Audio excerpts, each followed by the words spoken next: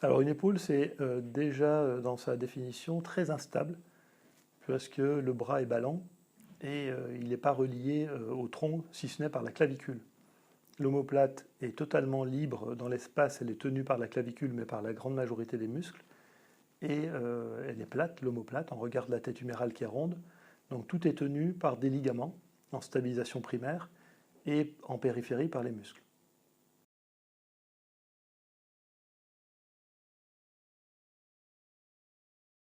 Alors toutes les articulations sont constituées d'un os face à un autre.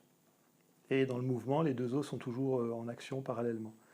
Dans une luxation, les deux os se dissocient, ils ne sont plus en face l'un de l'autre, ce qu'on appelle une dislocation, une luxation. Et dans l'épaule, les dislocations et les luxations sont dues à un traumatisme le plus souvent. Le bras en arrière avec un contre chez les gens sportifs ou lors d'une chute.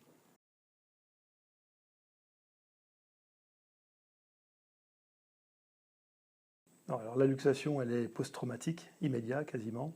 Certains patients, dans des cas particuliers, peuvent se luxer dès l'adolescence, avec comme cause des hyperlaxités constitutionnelles, ils ont des laxités ligamentaires congénitales.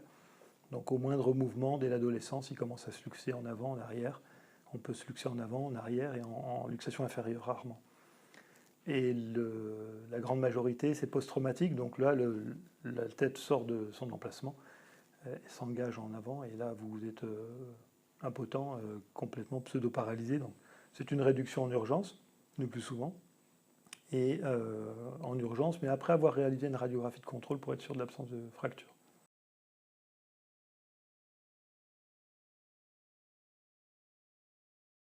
Alors, les patients, lors d'une première luxation, premier épisode, patients jeunes, en dessous de 25 ans, 90% de chances de continuer à se luxer. Les lésions sont différemment localisées par rapport à l'âge au niveau de l'épaule. Et chez les gens jeunes, les lésions cicatrisent faiblement et la demande sportive est importante. Donc ils récidivent très souvent. Et à ce moment-là, on commence à poser les indications chirurgicales. En théorie, on dit après 3 luxations, mais suivant les sports, les activités, les niveaux, on peut dès la première, avec un examen radiologique adéquat, opérer. Ensuite, chez les patients plus âgés, on attend vraiment une demande du patient après 2-3 luxations. Mais c'est rare chez le patient âgé, plus de 50 ans, je dirais âgé. Il va se luxer une fois et définitivement, et c'est tout.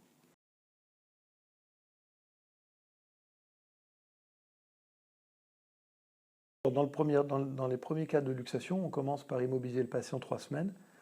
Et puis, le patient va commencer une rééducation, un renforcement musculaire sur 3, 4, 5, 6 mois. À chaque luxation, on reprend le même protocole. Et puis, certains patients ne se font jamais opérer, ils se luxent 75 fois et ils continuent comme ça, mais vous avez des grosses dégradations osseuses, ligamentaires, des arthroses très importantes et ça pose des problèmes de chirurgie secondairement. Donc, les patients après traitement par rééducation, après échec du traitement conservateur, on opère les patients.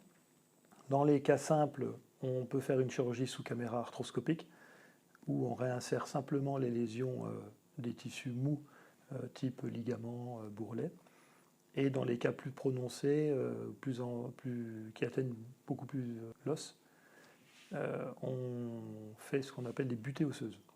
Donc on transfère un os avec des tendons que l'on va visser au niveau de la glène et ça permet d'une meilleure stabilisation à terme chez les patients sportifs avec une demande élevée. En fait, on n'opère jamais les patients en urgence luxés. On attend que l'hématome se résorbe, que l'épaule cicatrise, que le patient a récupéré sa mobilité dans tous les secteurs, et on opère une épaule à froid, c'est-à-dire à une distance d'un traumatisme. Alors il y a deux techniques, il y a la technique arthroscopique et la technique butée. Certains font des butées en arthroscopie, ça pose des problèmes, on ne sait plus trop la tendance, on commence à diminuer un petit peu l'indication à cause des effets indésirables et des difficultés techniques, mais le principe est le même. En arthroscopie, ce sont des lésions simples chez des patients pas demandeurs d'activité physique à risque de chute ou de contrainte ou d'armée du bras comme les handballeurs. Et la butée, ça s'adresse aux patients à risque avec déjà des lésions osseuses sous-jacentes. La chirurgie se fait en ambulatoire. sous anesthésie locale-régionale, plus ou moins anesthésie générale pour la butée. La technique, elle prend 30 minutes, 45 minutes maximum.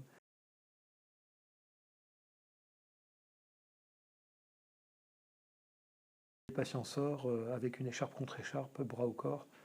Pour l'arthroscopie, pendant 1 mois sans kiné, il commence la kiné secondairement.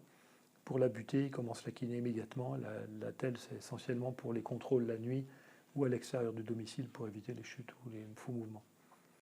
Et la rééducation post-opératoire, elle va s'étaler sur 3 à 5 mois avant de reprendre une activité sportive et physique.